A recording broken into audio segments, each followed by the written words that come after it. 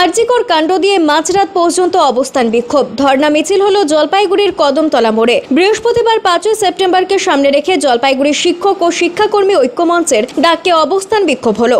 শহরের কদমতলা মোড়ে শিক্ষক দিবসকে কেন্দ্র করে সর্বপল্লী রাধাকৃষ্ণনের ছবিতে মাল্যদান করে জন্মদিনের পালন করা হলো। এরপর প্রদীপ জ্বালিয়ে প্রতিবাদের আওয়াজ তুললেন আন্দোলনকারীরা। কদমতলা মোড়ে মাঝ রাস্তায় প্রদীপ প্রজ্বলন করা হয়। এরপর মশাল হাতে শহর পরিক্রমা করলেন বিভিন্ন বিদ্যালয়ের শিক্ষক শিক্ষিকা, ছাত্র যুব অবসরপ্রাপ্ত শিক্ষক শিক্ষিকারা। মিছিলটি শহর পরিক্রমা করে কদমতলা মোড়ে হাজির হয়। সেখানে মঞ্চ করে প্রতিবাদের সুরগান, কবিতার মধ্য দিয়ে তুলে ধরলেন শিক্ষক শিক্ষিকারা। দ্রুত বিচার প্রক্রিয়া শেষ করার দাবি উঠল। এরপর কদমতলা মোড়ে ত্রিপল পেতে মোবাইলের টর্চ জ্বালিয়ে আন্দোলনের সুর তুললেন আন্দোলনকারীরা। সকলের একটাই দাবি, রাজ্যের নারীদের নিরাপত্তা সুনিশ্চিত করে আরজিকর কাণ্ডের অপরাধীদের দ্রুত গ্রেপ্তার করে বিচার প্রক্রিয়া শেষ করতে হবে।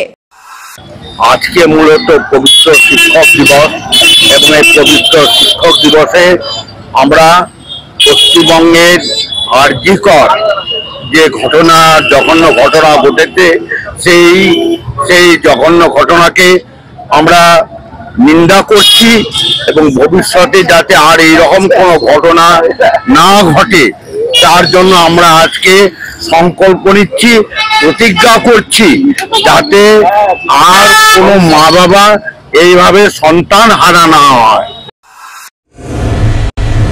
প্রতি মাসের তৃতীয় রবিবার এসএসকেএম হাসপাতালের চিকিৎসক ডাক্তার অরুণাভ ঘোষ এমডিডিএম এন্ড্রোক্রিনোলজিস্ট রোগী দেখবেন জেলা পরিষদের বিপরীতে জলপাইগুড়ি মেডিকেলে। যারা সুগার, থাইরয়েড, স্মৃতিশক্তি কমে যাওয়া, অতিরিক্ত ওজন, হাত পা যন্ত্রণা, দুর্বলতা, মাথার চুল উঠে যাওয়া, একাগ্রতার অভাব ইত্যাদি সমস্যায় ভুগছেন, তারা ফোন করুন 9933342740 এই নম্বরে।